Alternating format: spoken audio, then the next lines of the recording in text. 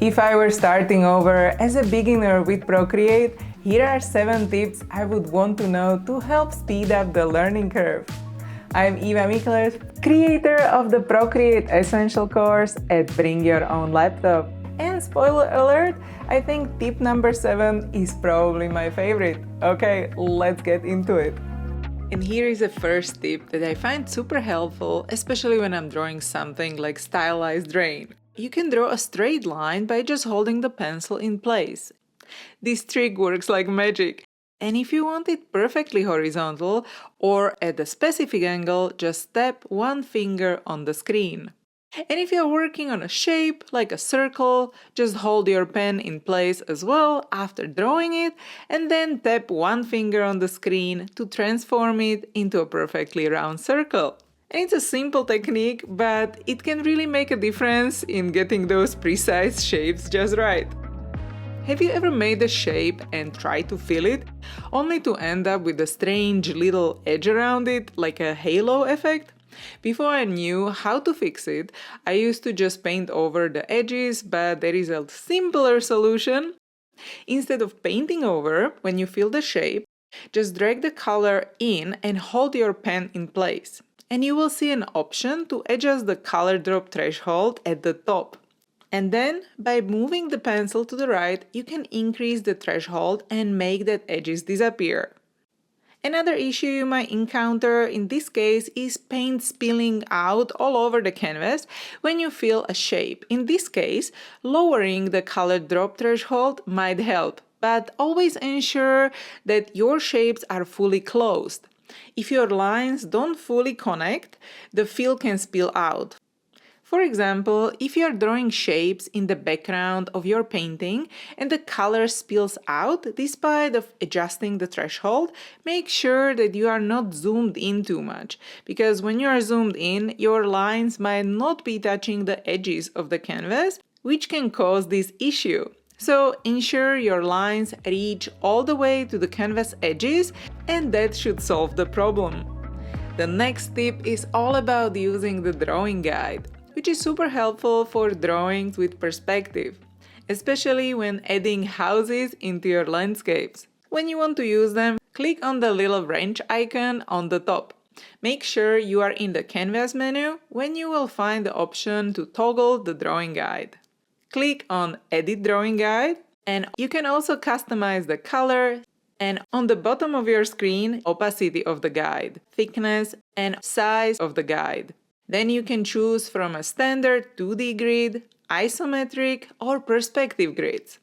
The perspective grid gives you a movable vanishing point. At first, you will not see the vanishing points, you have to create them yourself, and you can add more if needed, like in a 2-point perspective.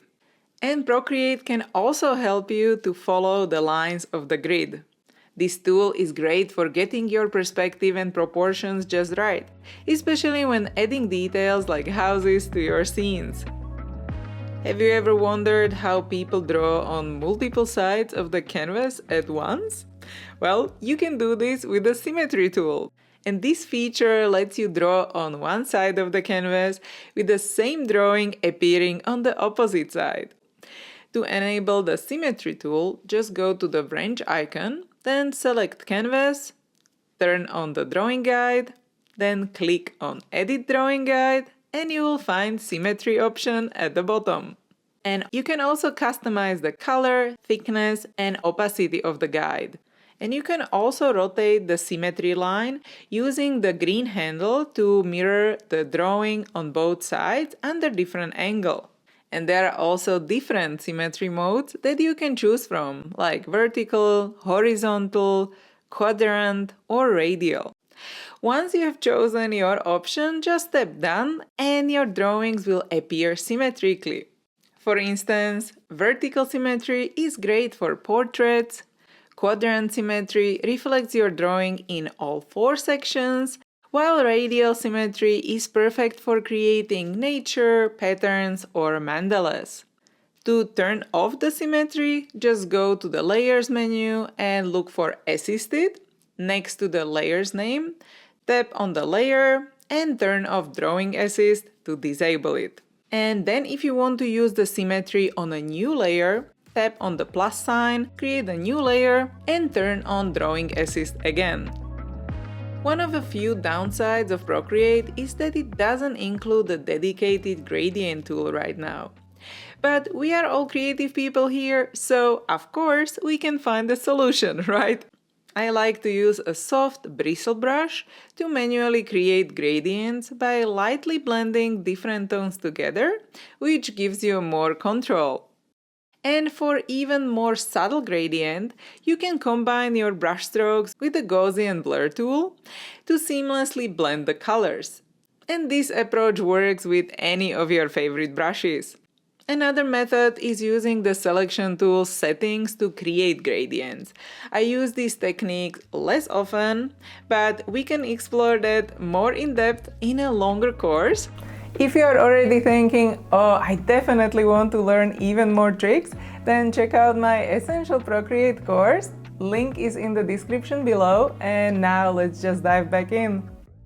Sometimes when we are in a flow of creating a painting, it can be a little bit overwhelming to search through the brush library for just the right brush.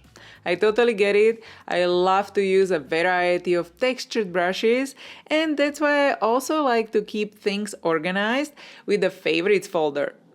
You can create one for your go-to brushes, and it really helps keep your creative momentum going.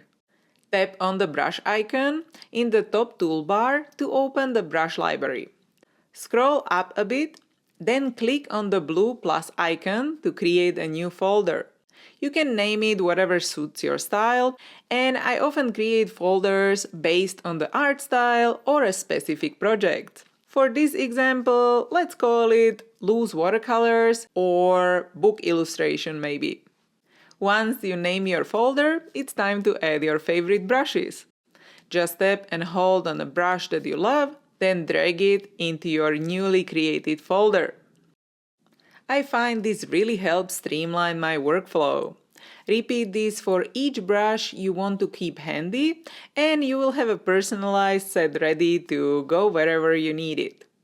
There is also a plan that the next Procreate update will introduce brush libraries, enhancing how you will organize your brushes, and you will be able to back them up and create multiple libraries. Isn't it cool to have your own signature brush? I definitely use mine all the time. Start by setting up a square canvas with a white background. Draw or paint your signature in black. Once you are happy with it, swipe down with 3 fingers to copy it. Next, create a new brush by tapping the plus sign in your brush settings. Go to the Shape section. Tap Shape Source. Select Import. Then paste your copied signature. Tap with 2 fingers to invert the colors. Then tap Done. Finally, adjust the spacing under the stroke setting. And just like that, you've got your own signature stamp brush. Congratulations! You made it through all the tips, but wait, don't just go yet. I would love to know, was the trick or tip number 7 also your favorite? I would love to know, so please share your favorite tip or trick with others in comments. And to learn more cool tips and create fun illustration projects for your portfolio, please check out my full course on Bring Your Own Laptop with the link in the description. Thank you so much for watching, and I can't wait to read your suggestions in the comments. Bye!